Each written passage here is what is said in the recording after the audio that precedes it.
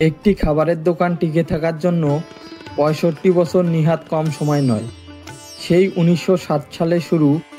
স্বাধীনতার আগে উত্তরের জেলা রংপুরের ব্যস্ততম এলাকা হারিপট্টি রোডে কালীবাড়ির পাশে প্রতিষ্ঠিত হয় সিঙ্গারা হাউস।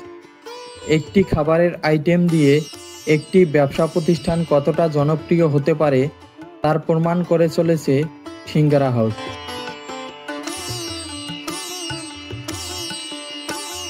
দিনভর গরম তেলের কড়াইয়ে ভাজা হয় গরম গরম সিঙ্গারা। দোকানে কারিগরের হাতের ছোঁয়ায় তৈরি হয় এই সিঙ্গারা। সাধারণত আলু আর স্বাদবর্ধক নানা জাতের মশলায় তৈরি ছোট ছোট আকারের সিঙ্গারা।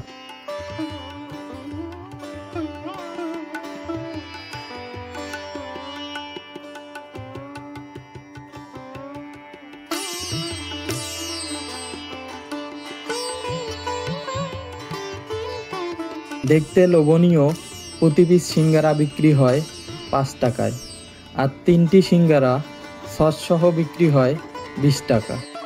দোকানটির কোনো আড়ম্বর নেই, এখনও চলছে সেই পুরনো ধাঁচে। টিন শেডের সঙ্গে কাঠের সিলিং, দেয়াল পাকা। সারাদিনে ভিড় জমান সিঙ্গারা প্রেমিকেরা। গরম গরম সিঙ্গারার সাথে বিশেষ ধরনের সস দিয়ে পরিবেশন করা হয় এই সুস্বাদু সিঙ্গারা। এখানকার সিঙ্গারার সস একবার গ্রহণ করলে বারবার মানুষ ছুটে আসে এর স্বাদের তীব্র আকর্ষণে। সেই আকর্ষণে নাকি একবার ছুটে এসেছিলেন ভারতীয় হাইকমিশনার।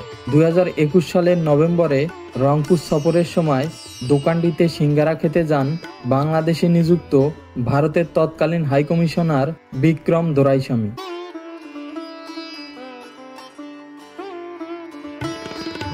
এখন সিঙ্গারার পাশাপাশি বিক্রয় করা হয় মুখরোচক নানা স্বাদের মিষ্টি।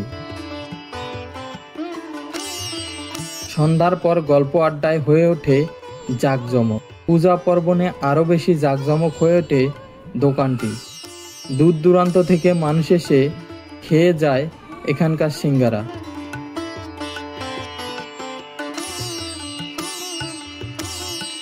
প্রতিষ্ঠানটি সেই ৬৫ বছর থেকে একইভাবে চলছে। এখানে খেতে আসা সিঙ্গারা প্রেমিকরা জানান এখানকার সিঙ্গারা অন্যান্য সিঙ্গারা থেকে আলাদা। আকারে ছোট এ সিঙ্গারা, তবে স্বাদ অনন্য।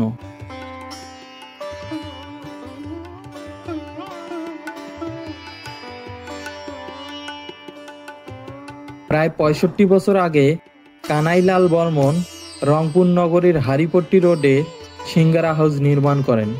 তার মৃত্যুর পর ছেলে ও বর্তমানে নাতিরা এই সিঙ্গারা হাউস পরিচালনা করছেন।